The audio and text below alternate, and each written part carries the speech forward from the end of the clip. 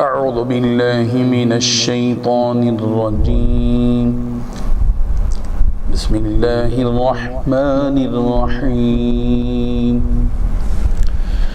يوم تبيض وجوه وتسود وجوه فأما الذين اسودت وجوههم أكفرتم بعد إيمانكم فذوقوا العذاب بما كنتم تكفرون وأما الذين ابيضت وجوههم ففي رحمة الله هم فيها خالدون تلك آيات الله نتلوها عليك بالحق وما الله يريد ظلما للعالمين ولله ما في السماوات وما في الأرض وإلى الله ترجع الأمور صدق الله العظيم. حاضرین و ناظرین، یہ درس نمبر 256 ہے، 256 سورہ آل عمران کی 4 آیتوں کی تلاوت کی گئی، آیت نمبر 106 سے 109 تک۔ لفظی معنی دیکھیے، یوم تبیض، جس دن سفید ہوں گے، وجوہ کے چہرے، وتسود، اور سیاہ ہوں گے، وجوہ کے چہرے، فَأَمَّا الَّذِينَ، لیکن وہ لوگ کہ اسودت، سیاہ ہوں گے، وجوہہم، ان کے چہرے، ان سے کہا جائے گا اکفرتم، کیا تم نے کفر کیا تھا، بعد ایمانکم، اپنے ایمان لانے کے بعد، فذوقوا، تو اب تم چکھو، العذاب، عذاب، بما کنتم، اس سبب سے کہ تم تکفرون، کفر کرتے تھے۔ وَأَمَّا الَّذِينَ، اور وہ لوگ، ابیضت، سفید ہوں گے، وجوہہم، ان کے چہرے، ففی رحمت اللہ، تو وہ تو اللہ کی رحمت میں ہوں گے، ہم فیہا، وہ لوگ اس میں، خالدون، ہمیشہ رہیں گے۔ تلک آیات اللہ، یہ ہیں اللہ کی آیتیں، نتلوہا، جنہیں ہم پڑھتے ہیں، علیکہ، آپ پر، بالحق، حق کے ساتھ، وما اللہ، اور اللہ نہیں ہے، یرید، ارادہ کرتا، ظلم کرنے کا، للعالمین، جہاں والوں کے لیے، وللہ، اور اللہ ہی کے لیے ہے، ما فی السماوات، جو کچھ آسمانوں میں ہے، وما فی الارض، جو کچھ زمین میں ہے، وإلی اللہ، اور اللہ ہی کی طرف، ترجعوا، لوٹائے جاتے ہیں، الامور، سارے معاملات۔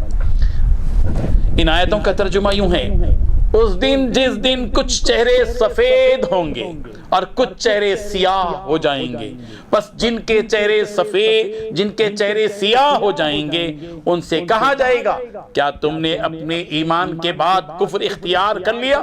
لو، پھر اب مزہ چکھو اس عذاب کا، کیونکہ تم کفر کیا کرتے تھے۔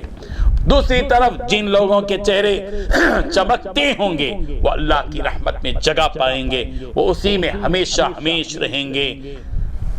یہ اللہ کی آیتیں ہیں جو ہم تمہیں ٹھیک ٹھیک پڑھ کر سناتے ہیں، اور اللہ دنیا جہاں کے لوگوں پر کسی طرح کا ظلم کرنا نہیں چاہتا۔ آسمانوں اور زمین میں جو کچھ ہے اللہ ہی کا ہے، اور اسی کی طرف تمام معاملات لوٹائے جائیں گے۔ بزرگان محترم، ان 4 آیتوں میں 5 باتیں بتائی گئی ہیں۔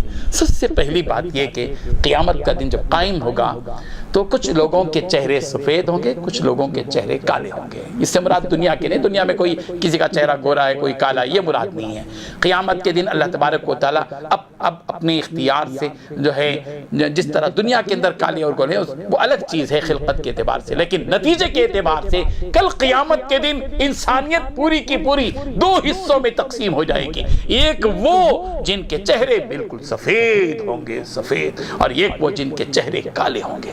جن کے چہرے کالے ہوں گے وہ بدقسمت لوگ ہوں گے. اللہ ہم سب کی حفاظت فرمائے. وہ کون ہوں گے؟ وہ کافر لوگ ہوں گے جن کے چہرے کالے ہوں گے. اللہ تعالیٰ پوچھیں گے اکفرتم بعد ایمانکم, تم نے اپنے ایمان کے بعد تم نے کفر کیا, فذوقوا, اب چکھو عذاب کا مزہ چکھو, فذوقوا العذاب بما کنتم تکفرون, جو دنیا میں تم کفر کرتے تھے اس کا عذاب, اس کا نتیجہ ہوگا کہ آج تم کو عذاب دیا جا رہا ہے.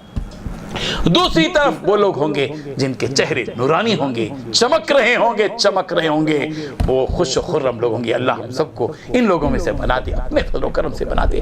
ہمارے عمل اس قابل نہیں ہے کہ ہمارا چہرہ قیامت کے دن روشن ہو جائے.